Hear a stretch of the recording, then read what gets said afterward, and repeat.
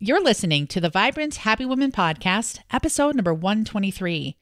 We moms and women tend to put ourselves last, giving us zero energy to manage our lives. But what happens when we start putting our own happiness at the very tip top of the list? My guest today, Lisa Corduff, shares her exact formula for being 100% responsible for her own happiness, no matter what happens, and how this new approach to life has completely changed the dynamics in her family. Stay tuned. Welcome to the Vibrant Happy Women podcast. Stories of vibrant women living happy lives. And now your host, Jen Riday.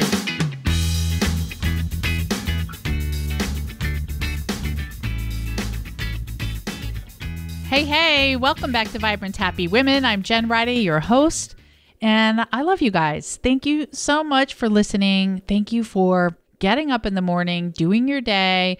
Really, you are rock stars. Reach back right now and give yourself a pat on the back and say this out loud. I freaking rock. Welcome back. Last week, I spoke with Janine Roth and we talked about your messy, magnificent life, what it means to show up in your body and be completely present and nurture your body in the way you would a child. Super great episode if you want to be healthier, if you want to be less stressed. And you can listen at jenriday.com/122. Today, I will be talking with my friend, Lisa Corduff, and she is amazing. And she's an Aussie. Yes, she is from Australia. She's a mom of 3, and she has the most amazing website where she shares recipes with people, and they are good and healthy. So Lisa's healthy. She's rocking the mom thing, and she's going to share some great tips on choosing to be happy no matter what. Lisa's world just came completely crashing down in January of this year. She had shingles. She had just moved. She talks about that in this episode. She says, you know what? I just had to choose to be happy no matter what and put my happiness first. And that's largely the message I'm sharing with you through all of these episodes on the podcast. We have to take care of our energy first so we can show up as our authentic self for everyone else. Before we dive into that awesome interview, I want to share our review of the week. And it comes from Dejana Romero, and she wrote, "Every time I listen to an episode, I am in awe by how synchronized these episodes are to what I'm thinking about or struggling with. Sometimes this podcast offers confirmation that I'm on the right track. Thank you, Jen, for being real and vulnerable with listeners because it allows others and myself a genuine connection, which is oftentimes difficult in the isolated world of a mom." Thank you so much for writing in, Dejana. I love it. It's accurate, and I love the connection here. I can feel the energy of all of you, and I imagine us as this giant, vibrant, happy women sisterhood. So great. If you would like to leave a review of the week, I would be so grateful. And you can do so at jenriday.com/iTunes. And I read reviews of the week every week, and I would love to read yours on the air. So go ahead and leave one at jenriday.com/iTunes. Lisa's episode is amazing. I promise this is a must listen. I love Lisa's advice, and it's all kind of about the mindset of not feeling guilty for taking care of yourself. Let's go ahead and dive in. My guest today is Lisa Corduff, and she's the CEO of Small Steps Living and from Melbourne, Australia. And she lives with her husband of almost 10 years, along with their 3 kids who are 7, 5, and 3. Lisa loves sharing healthy, family-friendly recipes and helping women move out of overwhelm and into a simple, more nourishing, and enjoyable life. One of her favorite things to do is jump on a plane. It doesn't even matter where she's going. She looks forward to more travel with her kids now that they are getting a little older. Welcome to Vibrant Happy Women, Lisa. Thank you for having me, Jen. I just read the bio before we turned on the recording, and Lisa spelled the word plane. Well, she spelled it aeroplane, AEROPLANE. I was so confused. But I guess being Australian, that's how you spell it. That's how we spell airplane. How do you spell airplane? We spell it AIR, like airplane. Oh, airplane. And we call them aeroplanes. That's so funny. It is. And I was reading this and I'm like, jump on an aeroplane. What? It's so funny. All right, Lisa, silliness aside, You're amazing. And I've met you through this online space. But first things first, share one of your favorite quotes with us to get us started. Okay, one of my favorite quotes that I came about last year when I was kind of feeling all the feels, I was stuck in my own yes, and big changes had happened to me, our family last year. And my mentor, James Wedmore, who you probably know about as well, he said, Lisa, I just don't think you're taking any responsibility for your life. And I was like, what? I am all the responsibility. I have 3 children. I have business. We've just moved into state. I couldn't have more responsibilities. And he's like, no, you're not taking responsibility for your life. And I sat with it. And what I realized he was saying was that I kept on thinking that things were happening to me. I didn't realize that what was happening around me was, a lot of it was in my control. And he said this quote, and I've got it up on my wall because I like reminding myself of it. And that is, if Lisa is 100% responsible, then anything is possible. So the reason why I love this quote is because if I am, and because what happened in that moment was I thought, okay, well, I'm responsible for this feeling that I'm drowning right now or whatever. No one else can fix that for me. Like, what am I going to do? Wait until all the kids are in school, until I've got more space, or wait until I'm better slept to make better eating choices? Like, hang on a minute. The only person responsible for turning this around, this feeling that I have inside myself, the only person responsible for changing that is me. And what I realized was I was so powerful because I had created all of this around me. It was actually coming from me, from my inside state. It was being reflected to me in my outside world. And I thought, if I can tap into that inside and shift my internal compass, then whoa, what can I do on the outside? Like, how will my life change? And I've just been practicing and practicing and practicing, taking responsibility and not having more responsibilities, like doing more cleaning or doing more things, but just taking responsibility for what doesn't feel right and seeing if there was something I could do about it from the inside. And it's just been extraordinary what's been happening in my outside world as a result. Does that sound way too woo? No, I love it. And let's go right into the nitty gritty. Can you tell us more about what you were struggling with and how changing what's on the inside shifted what was on the outside? Sure. So last year, it was probably about a year ago actually, my husband had been struggling for a little while with his mental health, but it was all sort of undiagnosed. So it was just basically struggling with life big time. And it all came to a head in May when I was actually overseas in New York. He had kind of a breakdown of sorts and I flew home, and from that point onwards, he had to take time off work. He was hospitalized for some time. My business became our family income. At one point when things were really, really bad, I made a decision to leave where we were living, which was about 2,000 kilometres, whatever that is in miles, another Australianism, away from our family. We'd been living away from our family for 10 years, and I just decided to move us home. So in 3.5 weeks, we'd packed up our house and left. And I had to pull kids out of school and kindergarten and daycare and then resettle us down here. My husband wasn't in the best state at that point, so I was pretty much doing all that by myself while trying to run a business. Wow. And dealing with all the emotions. Like, I am not good at saying goodbyes, like definitely not my strength. And then I kind of got down to our new city and I had to find somewhere to live. It took a little while, about 5 weeks of living with my parents, with the kids. None of them were in school, so they were with me kind of 24/7. And then, we finally moved into this house. I had to get them set up in schools and kindergartens and daycares, still running the business. Wow. And also just trying to deal with my own grief over what had happened. And then I got shingles. Oh. And I was so sick physically. Like, my body was like, enough. And then I have someone saying to me, I'm just really not too sure you've taken responsibility. And I found it was like a slap in the face, because I didn't get that it's not about, like, as mums and as, working women, we see the word responsibility and we feel heavy. Mm-hmm. Well, I did. I was just like, no more. Cannot take on any more responsibility. But I actually see it now as kind of ownership, that I would get myself into this state of just feeling like a victim in my own life. Ooh, like, yes. This is too hard.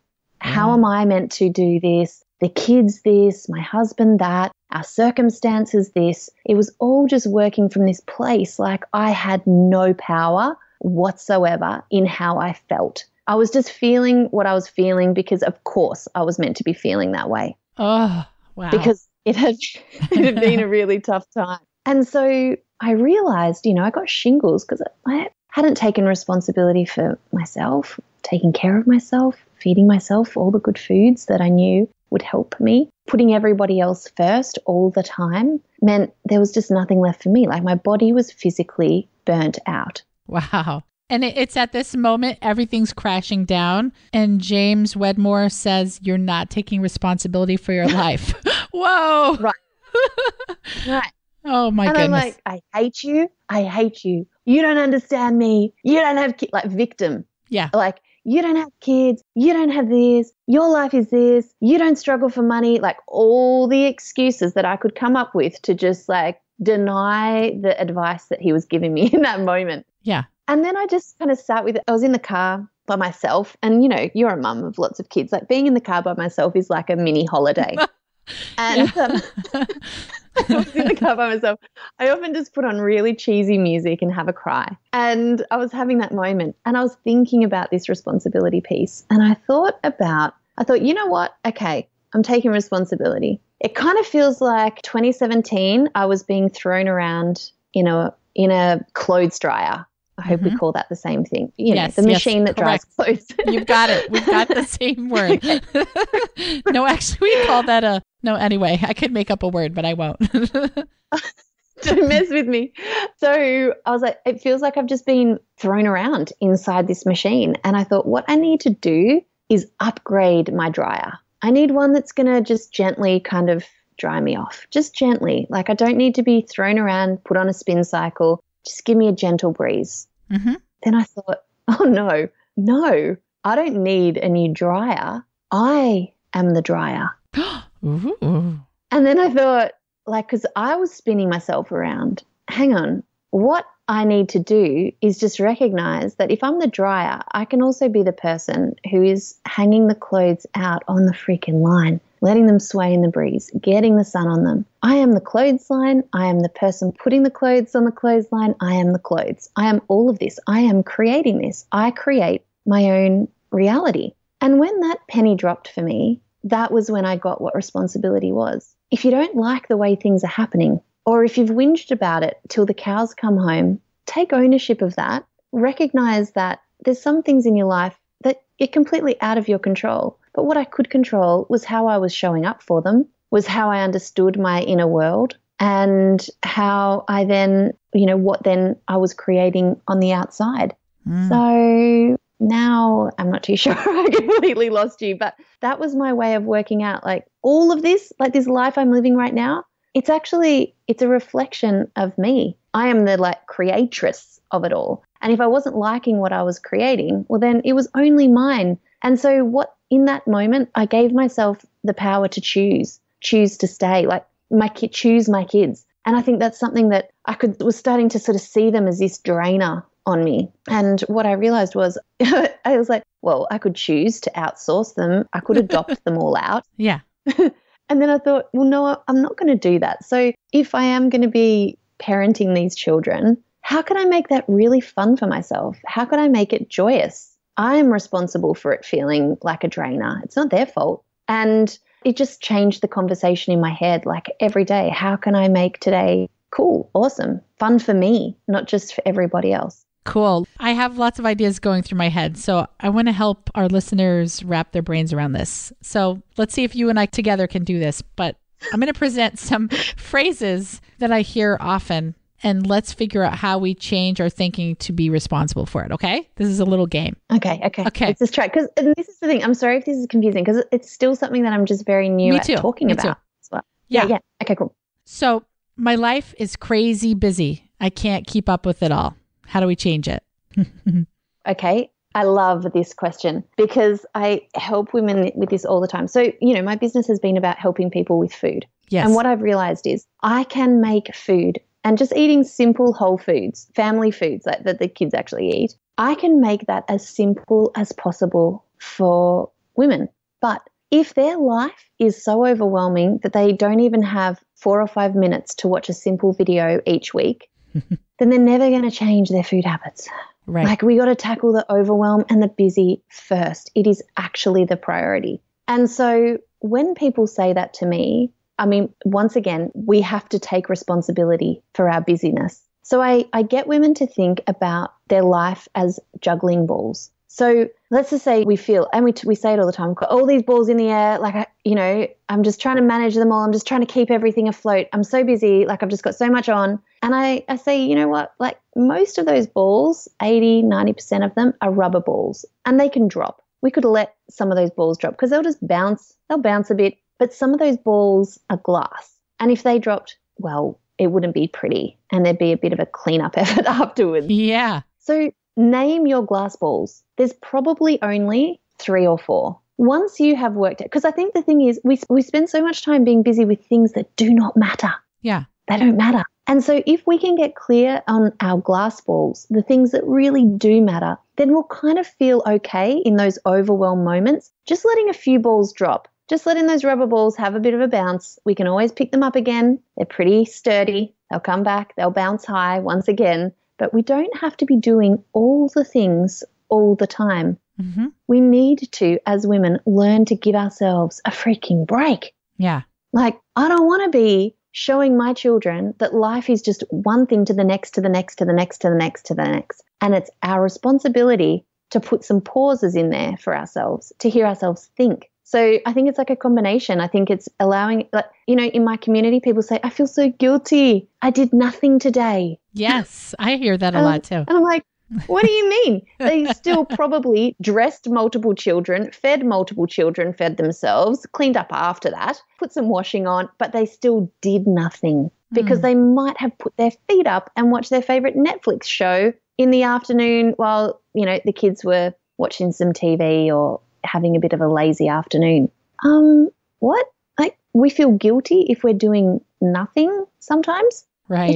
I just find it so crazy that we have built a life where busy is the norm and stopping is so, like, it's this guilty, it's not even a pleasure. We can't even enjoy it because we're so wrapped up in the need to be productive all the time. I sent out an email last week which was like, can we just be honest? Do you take your phone to the toilet with you?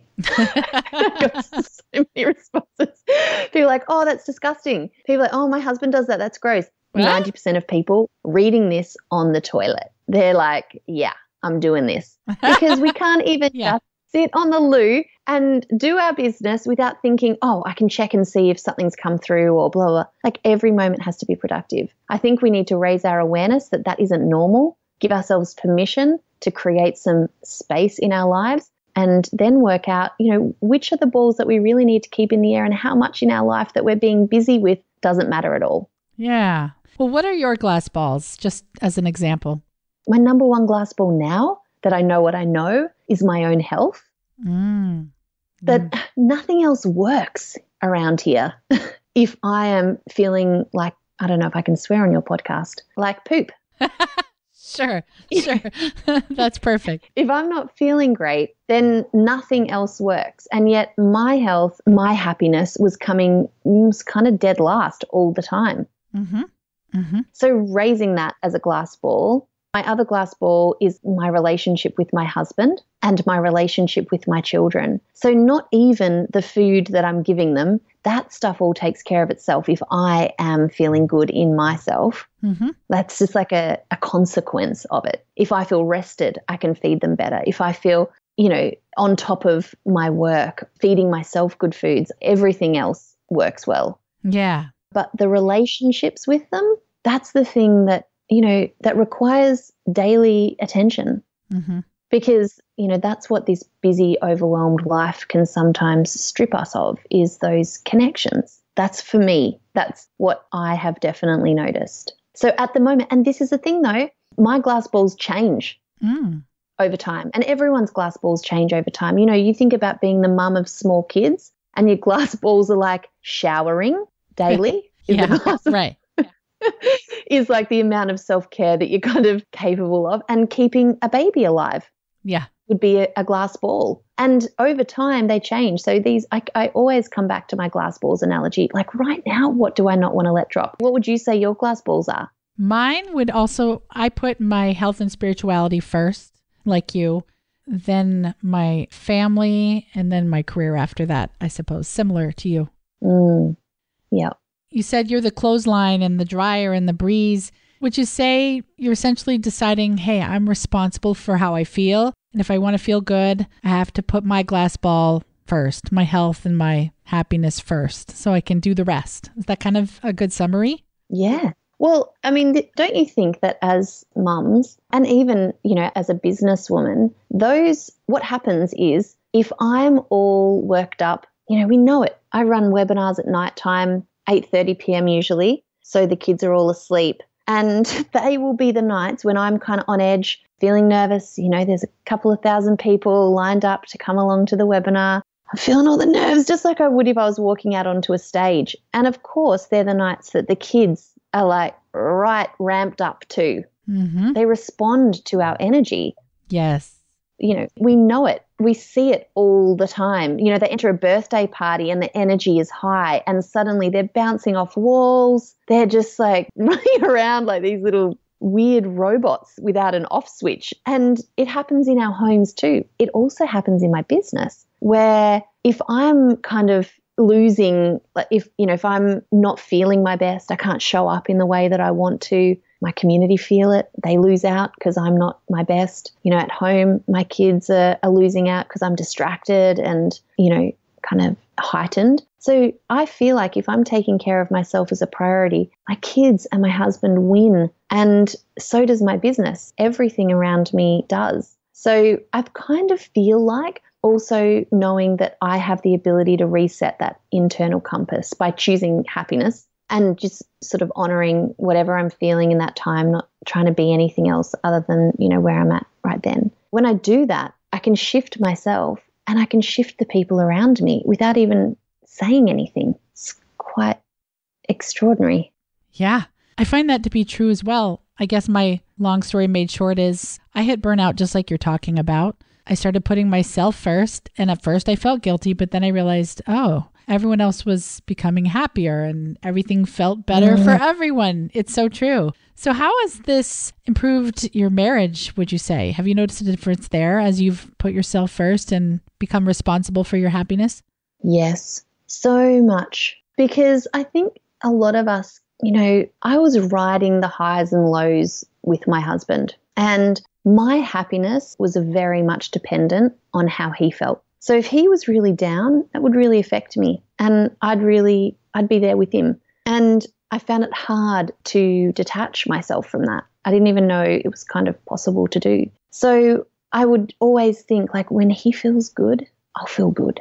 I realize now that what I needed to do was actually see him in his journey for his life and me on my journey with my life. Like I feel like I was relying on him to feel happy and well again in order for me to feel happy. And I realized I could choose happiness any moment just for me. And what that has done has actually been quite profound because it changed the dance that we've been dancing for years together.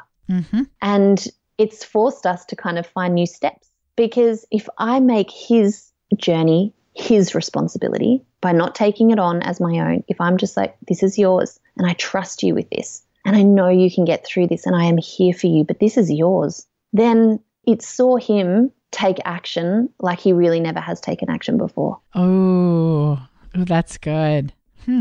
Well, but it was a scary thing to do because we have like a full codependency thing kind of going on. And I didn't want him to feel unloved. I just knew that I could feel happy. And I've kind of in the process made myself unflappable. Like things can be riding out for him however they're riding out. But because I've been practicing taking responsibility for my own happiness, I can be like, okay, this is okay. It's okay that this is happening. It's okay that he feels like this. I can come to him with compassion because I've been filling my own cup and because I know that this doesn't determine my own happiness. in my own life. This is the journey that we're on right now. It's just been extraordinary. I love that story. And that word codependency, I haven't talked about that in a while, but it's amazing. And I think sometimes in every marriage, even if someone is having a mental health issue or whatever, we've become codependent on our spouses to make us happy in terms of helping with the housework, or why aren't they cooking dinner, or why aren't they putting the kids to bed? Have you been able to separate those kinds of things and be able to be happy even if he's not doing those things? You know what I mean? Not just emotions, but tasks. Well, it's funny because he's working from home and he's kind of resetting things. He's actually a really proactive guy and he keeps me in check. Like, he'll be paying the bills. Like, he's not a sit around and think about it kind of guy. He's a doing stuff kind of guy, which means, he keeps on top of the washing and all this sort of stuff. It's really, lucky you. It's really great. But I hear this in my membership a bit when I talk about responsibility, and they're like, who else is going to do it? There was one woman who's, I say, I want you to do these things, and then it doesn't get done, and then it falls back on me. And this is the thing about responsibility is, if that is the case, then what are you going to do about it? Mm-hmm. We can't expect the people around us to change. If you're feeling like you're overwhelmed with your daily tasks or with the chores, running the household and working, or just being at home with your kids and never getting any time for you, it's not his job to fix that for you. Yep. Sure. You can find new ways to talk about it. And I think that's been a lot of my learnings, has been like, okay, it's my responsibility to think, okay, I'm not being heard here. So I'm not going to keep doing things the same way that get me the same result, that mean I'm constantly frustrated. Mm-hmm. I've got to find a new way to do this or talk about this. Well, how do I need to show up to change this situation? Because he just gets grumpy that I'm grumpy at him and blah, blah, blah, blah. And then, if he's a person who is going to deny you consistently over and over and over helping, then how else can you get the support into your life?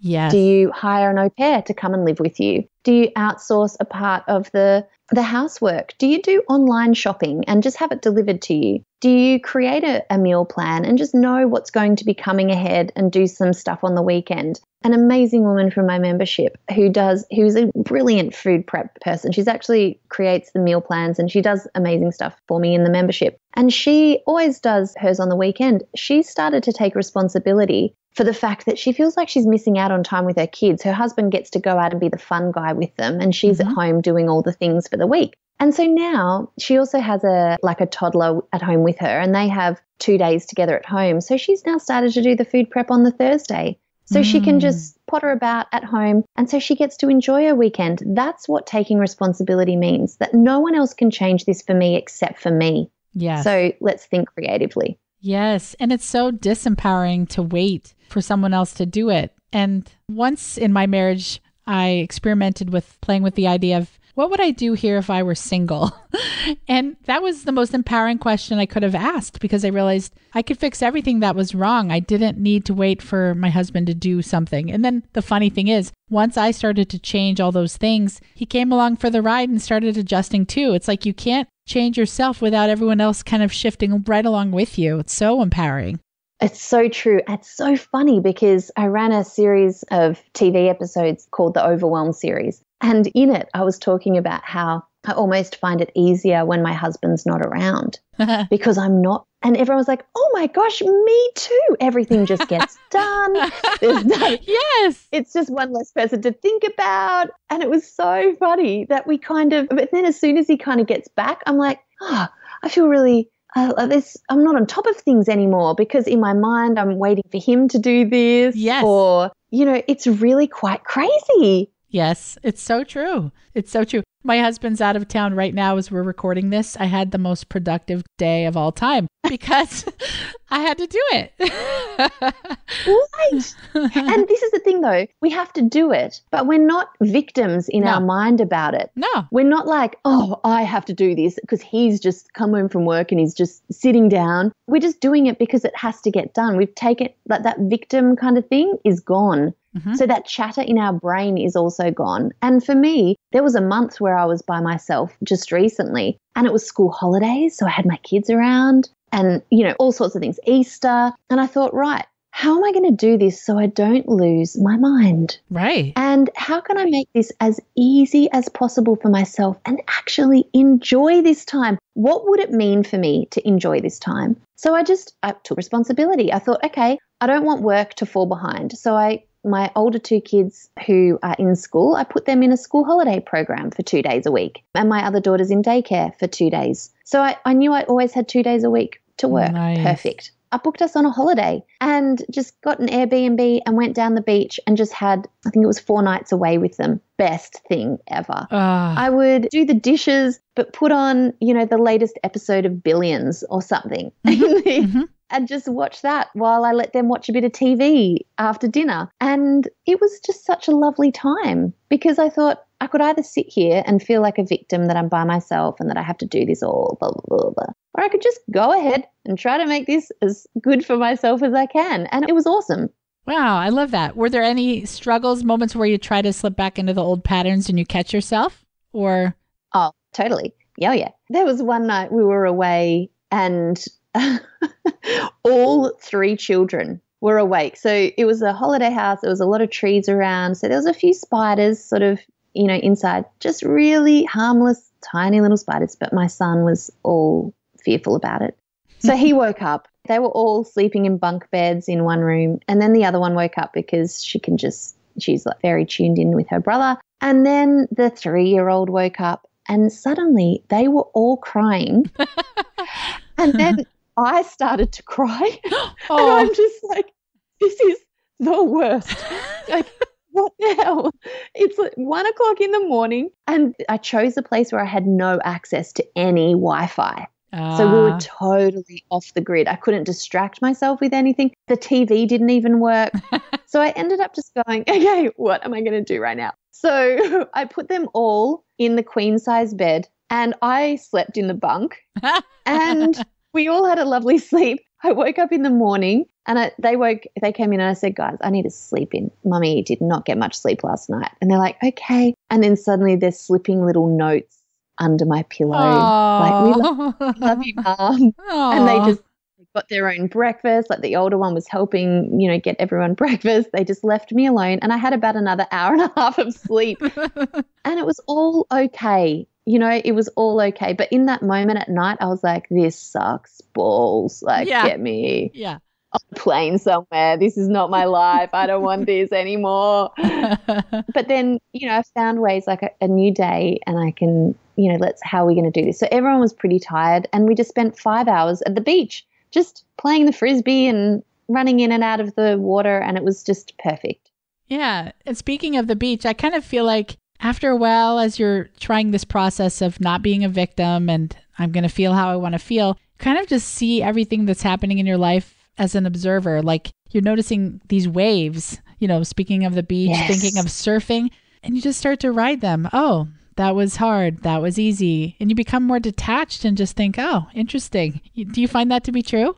I totally agree. 100% agree. It's like it gives you this perspective while you're in it. So, I last week had a webinar and we had 2,500 people registered and there was a glitch with Zoom and 100 people could get on. My inbox was exploding. People were writing nasty comments on my Facebook page about how they couldn't get on. And it was so, so bad in that moment. Afterwards, I went on live on my Facebook page and apologized to people. I personally apologized to everyone who wrote and said that they were disappointed. We're running an encore tomorrow night, to try and repair it. And on that Thursday night, I thought, you know what? I'm just going to cry all the tears because I'm feeling very sad. I don't want to make myself feel better right now. I just want to feel all the frustration. And it's like I need to give myself permission to feel it because so many times I think I'm on to the next thing or I'm trying to, I don't want to intellectualize myself out of my feelings. Yes. So I was just feeling it. And then I thought, because I want to feel all this right now. I cried to my husband. He just hugged me. And then I woke up the next morning and I thought, you know what? It's only me who has the ability to turn this around for myself. I can go and let everyone in every single group, Facebook group that I'm in, know about this disaster. Or I could just go on ahead and just try and turn my day around. And it was the launch of a product. And so it didn't go the way I wanted to. And so I walked the kids to school. It was a really cold, fresh winter's morning. And then I went and had a coffee and a croissant with my husband afterwards. And then I came back and I did the work I really wanted to do. And then I shut down my laptop and I went and did my first ever Pilates lesson. And then a friend came over and we decided, she was visiting from interstate with her son, and we decided to go out that night, which I don't really do all that often. Had a few drinks, which I regretted the next day, but at the time was awesome. And I just thought, like, this is it. That is where the responsibility piece comes in, is honor your emotions, but don't get stuck in them and just sit in them when they're not serving you anymore. Do things that make you feel happy. And funnily enough, as bizarre as it sounds, you actually start to feel happy. It's weird. Quite profound, that one. Yeah. And I know you've heard it before, but sometimes just choosing to be happy and do things that make you feel good has this end result of making you feel good. Yeah, I couldn't agree more. Simple formula. Feel it to heal it when you need to, and then choose how you want to feel the rest of the time. Yeah. Yeah. Well, Lisa, where can people find you if they want to learn more about Small Steps Living and Small Steps Back to You and all of the great things you're doing online? Well, my website is smallstepsliving.com. I am actually on Facebook and Instagram as Lisa Corduff, so just my name. But yeah, there's stacks of stuff on the website. There's all old episodes of Small Steps TV. There's also my free 5-day Small Steps little mini course where I just give people, I think what I like to do is kind of take some of these bigger concepts like we've been talking about today. And sometimes, with food, it's always been about breaking down, like we can understand the concepts of good gut health or, that we should be eating whole foods. But like, how do you actually do that in your daily life when you are, in that overwhelm and life is feeling pretty crazy around you? So that 5 days mini course is just the simplest things that can start changing the way you feel in an instant. So definitely lots to explore over there. Cool. And we'll have links to all of that on the show notes page at jenriday.com/123. And Lisa, we always talk a little bit about the guest's favorite things. Tell me about your morning routine. I've been wanting to ask you this and now I get to. Do you have a morning routine? So I used to. My morning routine changes with the seasons. So right now it's winter time here and I like to get up before everybody else. That's like pretty much the extent of my morning routine. So if I'm up and dressed and showered and ready for the day and then my 3 little hurricanes wake up, I feel so much more prepared. I used to there's been many times where I would get up and do an hour's worth of work because it's my most productive time. But at the moment and after the shingles episode, and especially in these winter months down here in Australia, I'm actually just honouring my need for rest and really try to not engage with social media. Like don't, the call of the phone and just to make sure, see if anything's happened overnight is so strong. And as long as I kind of steer clear of that for a little bit, have a big glass of lemon water as I'm getting the school lunches done, like it's not very sexy, my morning routine at this stage. Lemon water, that's perfect. It's like almost like a cocktail. Yeah.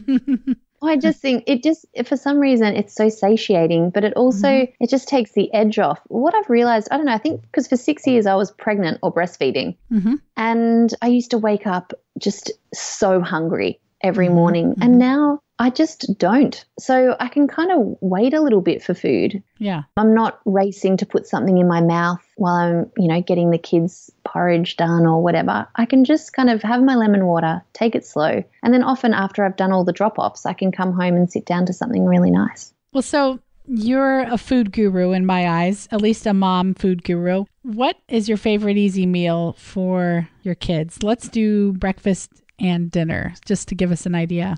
I really find it hard. And I don't know if you guys, do you call it porridge or do you call it oats? Yeah, we call it oatmeal. Yeah, oatmeal. Yeah. So, but with actual proper oats.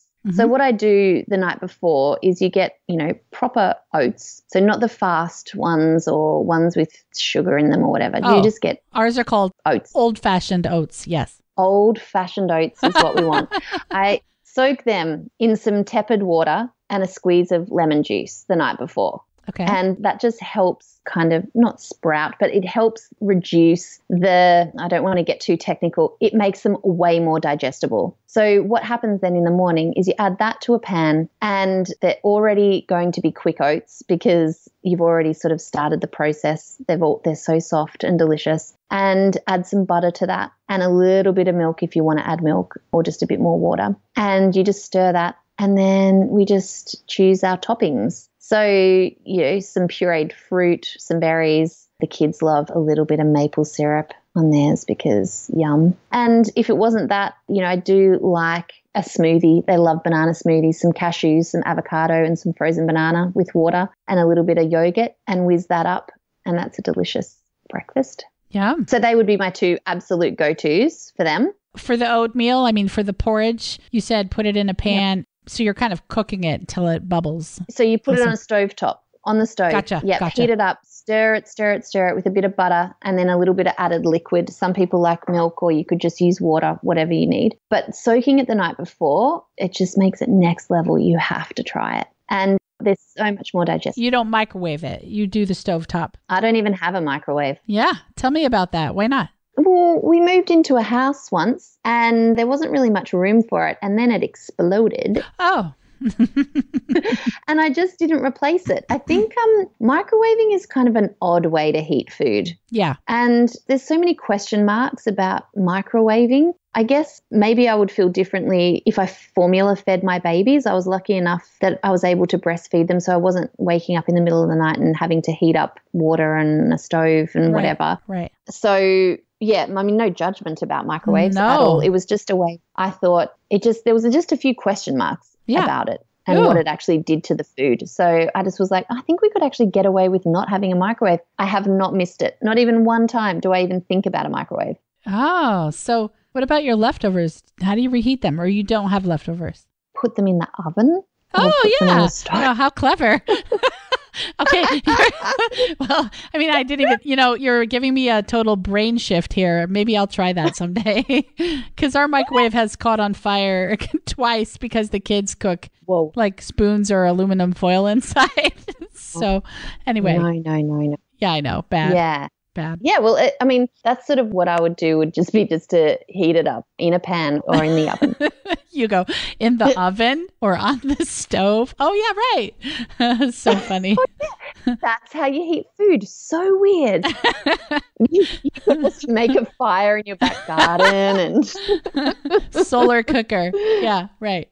Oh, my goodness. And then for dinner, I would say one of my favorite easy dinners is I actually have it on the blog and it's called Easy Sausage and Veggies. So with young kids, sausages and good quality sausages, like sausages that are just like meat, some herbs and a bit of salt or whatever and a binder. There's sausages and there's sausages. So finding a good butcher that has really good sausages has been a godsend because with young kids and getting them to eat meat, it's been hard for me with one of my kids in particular. So I have this meal. I just decided I would just throw everything into an oven dish, just chop up some sweet potato. What do you call that? Kumara? No, I don't know what you guys. Anyway, it's just like the orange long potato. Oh, you mean like we call it sweet potatoes or yams? Yams, that's right. Yams. Okay.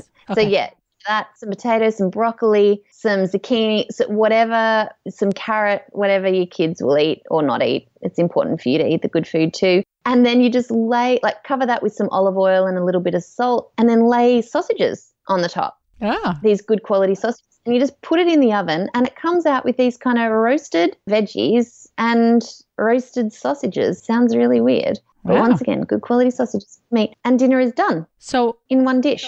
Are all the recipes in Small Steps Living that easy? Because that's awesome. Yeah, I can definitely give you the link to my easy sausage and veggies. And my other one would be my simple stir fry, which just being able to cook off some garlic and onion in some olive oil and then adding whichever veggies you've got on hand and whichever protein. So we often have chicken or we have little, beef strips or whatever. But to make a really delicious sauce, you actually only need 4 ingredients. And what I do is I put in a tin of coconut cream. Okay. And then I add some honey. Mm-hmm. And then I add some peanut butter. Oh. And then some tamari, which is like soy sauce. Yeah. Yeah. And those 4 ingredients make the most delicious satay-ish sauce. And my nieces, who are extremely fussy 6-year-old twin girls, never eat stir fry, and they eat that stir fry. And it's just a really great way to get veggies and protein, and you know, just pop it on top of some rice. And yeah, delicious. Just thought of blending those 4 things together and it works. It's amazing. I just love keeping things simple. Like, good food does not have to have complicated ingredients lists. Right. Wow, that's amazing. Well, what's your favorite book, Lisa? I was thinking about this because you said you were going to ask it. And the book that really, because I thought about what we were going to be talking about, The Inside Out Revolution was a really great introduction to me to this whole, like, we're creating in our outside world what is actually going on internally for us. So change in our lives has to start with us. Like, it's not going to be dependent on things in our external world. So The Inside Out Revolution, I loved. Yes, perfect. And what does it mean for you to be a vibrant, happy woman? I love this question. For me, I think it means choosing happiness. Mm-hmm. So knowing I have a choice and choosing happiness as kind of the goal. Yeah. And it just means if I'm choosing happiness, I feel really vibrant. I'm doing things that lift my vibration. And obviously, you know, I'm happy because I feel like, you know what? I wrote this today. It's my daughter's 4th birthday today. So my youngest has actually turned 4. And I decided that for her, I wanted to show her what it was to be a joy chaser. Oh. That in our lives, like, I want my daughters to see, and my son to see that, you know, we should go where it feels good, where the joy is. And just because we're mums, just because I'm a mum and I had my kids in 3.5 years, 3 kids in 3.5 years, and that there's been a lot that's happened, you know, in our life, it doesn't mean that we still can't chase joy and feel good. So, yeah, maybe being a vibrant, happy woman to me means being a joy chaser. You've got to write a book with that title. Nobody steal it. That's Lisa's. The joy chaser. Oh my gosh, I'm writing it down. Did you get chills? Too. Yeah. It's like happiness whisperer, the joy chaser. Ooh, do it. Oh my God. You know you have to write it now. You can feel the energy, right? Write the intro. Okay, I will. Then. Yeah, I'll do it. With Lisa on a podcast when she used the words. All right, Lisa, let's have a challenge from you to our listeners and then we'll say goodbye. Well, I had something, but now I want to say, like, well, what's one small step that you could take to feel happy today? How could you be a joy chaser in your life? What would that even feel or look like? Does it even feel possible that you could feel really good today? So maybe it would be to seek the joy today, like not wait until that deadline is done or, you know, your daughter's not 3 anymore. Oh, so sad. I know, it's so sad, but I mean, 3 is a tough age for everybody. Yeah, 4 is light at the end of the tunnel. That's true. Yeah. But this is the thing. We can wait for all those things, or we could just try to find the joy today. So take a step towards joy today would be my challenge. Beautiful. Oh, Lisa, you're one of my favorite guests ever. So thank you so much for being on the show. This was great.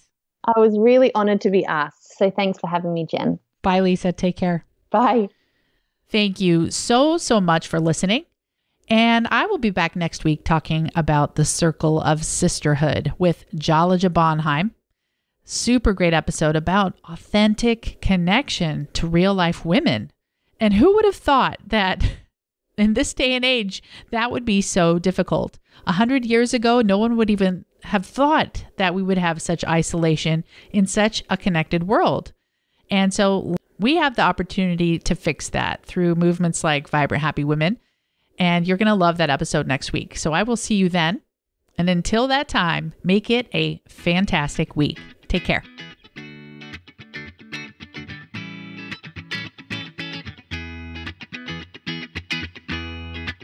Thanks for listening to the Vibrant Happy Women podcast at www.jenriday.com.